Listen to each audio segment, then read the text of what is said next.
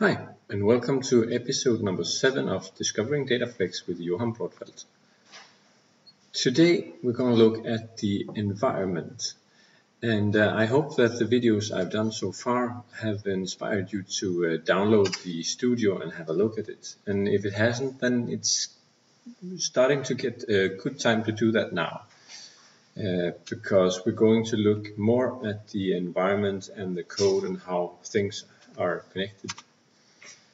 And you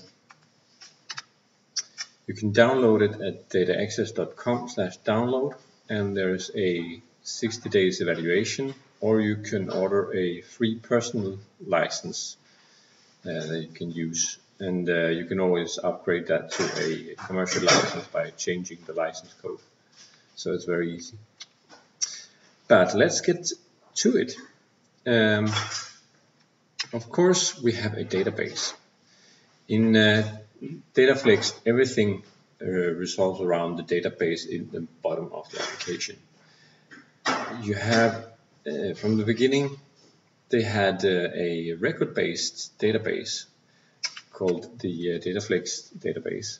And it's still in the application, even though it's not recommended for larger applications. But it's very nice to use when you're developing your own small test applications. So it's very easy and convenient just to use that one.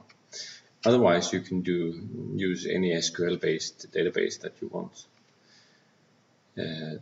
And why I have the database both inside and outside of the DataFlex Studio is because you do manipulation of the database inside of the studio, but you can always access the database from any other database tool, of course.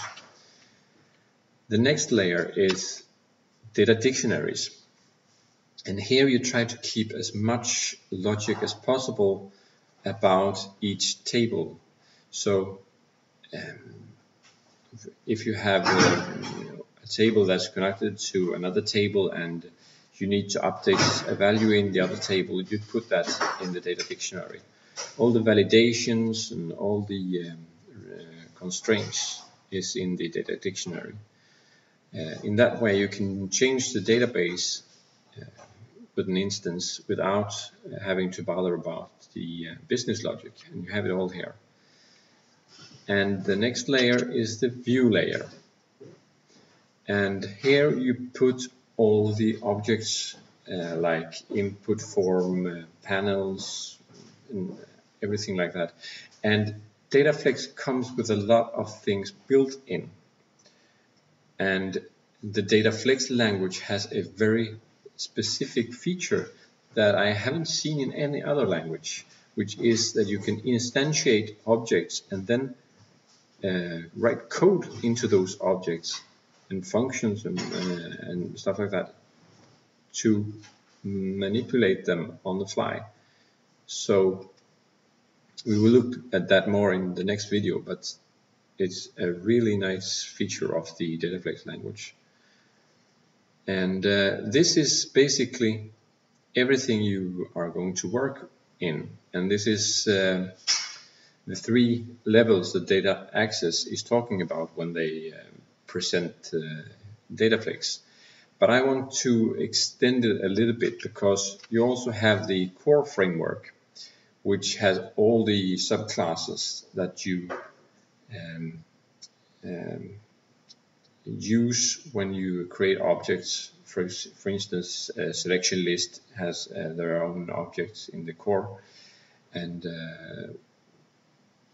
a lot of different things happen in the core, and that's also built in DataFlex code. So it's like a framework, but if you get down there, like you use the debugger and go in to figure out why your program doesn't work, then you should probably use F1 for help, because it's a lot more easier to use the help function, and you get everything listed for you.